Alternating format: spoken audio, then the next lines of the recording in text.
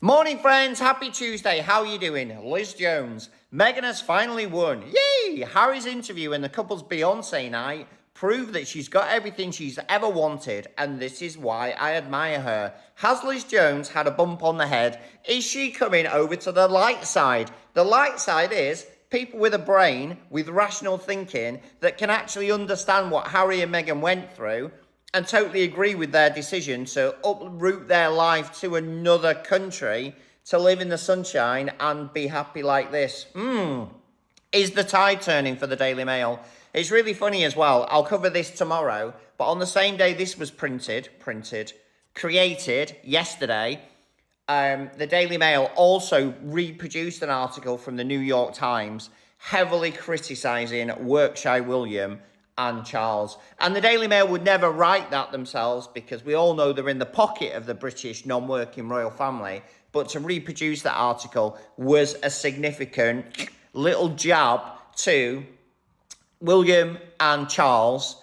And obviously coupled with this really positive coverage of Harry and Meghan, are the scales of justice going to lean to the Harry and Meghan side as Harry and Meghan's true situation, personality is wider known over the planet? I think so. It's been a long time coming. I actually thought this would happen 3 years ago, but it's taken some time for people to wake up, right?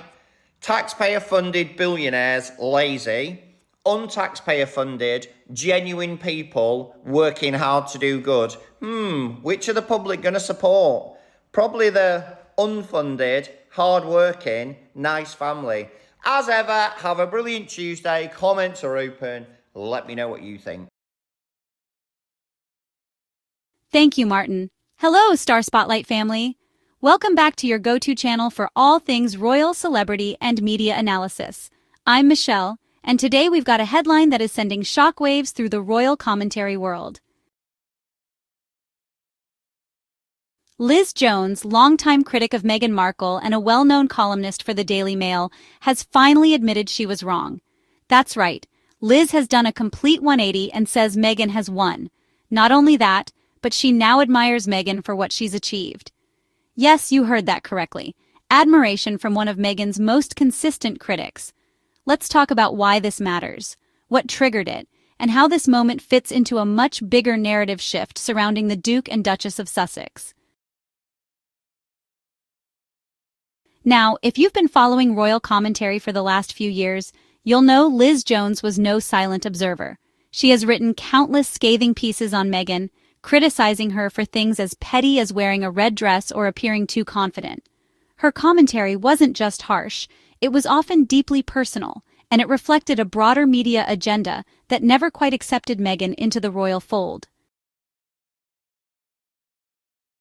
But fast forward to May 2025, and something astonishing has happened.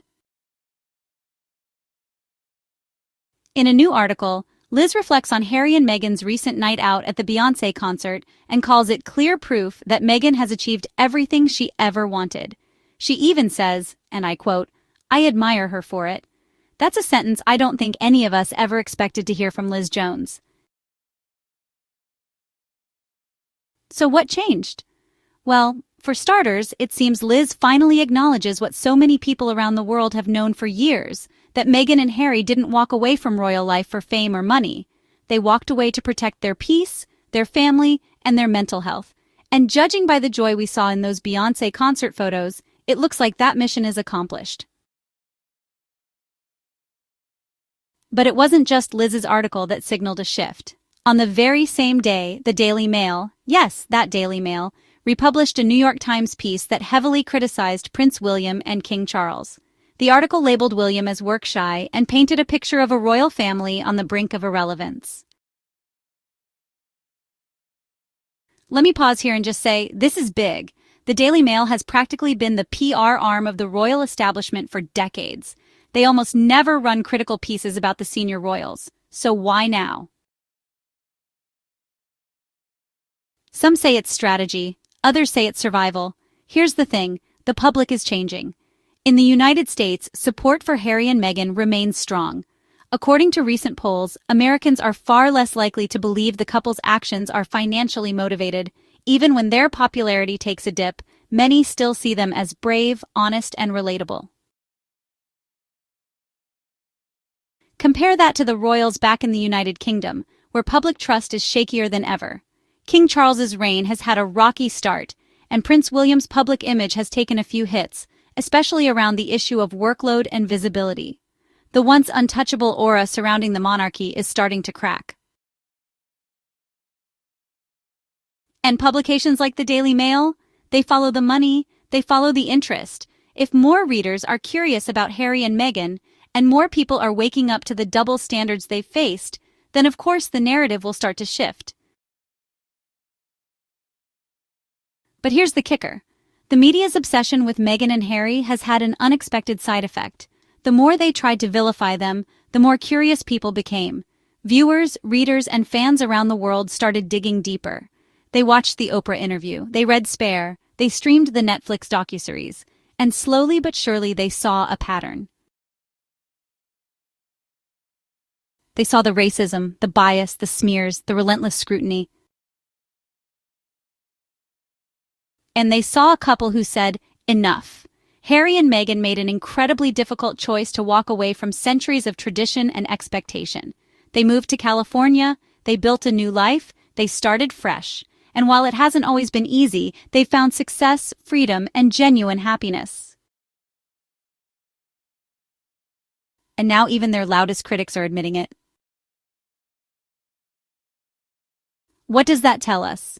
It tells us that truth will eventually cut through the noise, that authenticity can't be buried forever, that even when powerful institutions and tabloids try to shape the narrative, people can and will see through it. Liz Jones admitting she was wrong isn't just about personal growth. It's a reflection of a much bigger shift in public consciousness. And while we're on the topic of truth, let's not ignore the symbolic nature of the moment she chose to acknowledge Meghan's success, a night out with Beyoncé. Think about that. A global icon, an evening of Black excellence, joy, and community. And Meghan, smiling and radiant at the center of it. That image is powerful. That message is clear. Meghan is not just surviving, she's thriving. And Harry? He's right there with her, supporting her, smiling beside her. Not hidden behind royal protocol, but front and center as her equal partner. That's the life they chose. And more people than ever are now saying they made the right choice. Here at Star Spotlight, we've always believed in telling the story behind the headlines. We look beyond the noise to find the real message, and today's message is loud and clear. The narrative is shifting. Harry and Meghan were once framed as rebels, outsiders, troublemakers. But today, they're being seen as pioneers, people who had the courage to say no to a toxic system and yes to peace, equality, and love. And the media? They're finally catching up. So I'll ask you this. Is this the turning point we've been waiting for? Will more journalists follow Liz Jones's lead and start reevaluating how they've covered Meghan and Harry? Or is this just the beginning of a long overdue course correction? Let us know your thoughts in the comments below. We love hearing your perspectives, and as always, we welcome respectful discussion. And if you believe the light is winning, that truth and authenticity always rise above negativity, go ahead and give this video a thumbs up. Hit subscribe and tap that notification bell so you never miss an update. At Star Spotlight, we stand for truth, dignity, and the power of choosing your own story. Before we close, let's take a moment to look at the bigger picture. Harry and Meghan's journey is about more than just media redemption or royal family drama. It's about breaking cycles. It's about rewriting what legacy looks like, not based on titles, traditions, or tabloid approval, but on values, on purpose, on peace. They've shown millions of people, especially young people, women of color, and anyone who's ever felt unheard, that you don't have to stay in a place that diminishes you. You can walk away, you can protect your peace, You can redefine what success and legacy mean on your own terms. And that's not just inspiring, it's historic. So whether you support Harry and Meghan or you're just starting to see their story in a new light, know this: the truth doesn't need to shout, it just needs time. And finally, that time has come. Thank you for being here. Thank you for thinking critically. And thank you for standing in the light. Until next time, I'm Michelle, and don't forget to subscribe.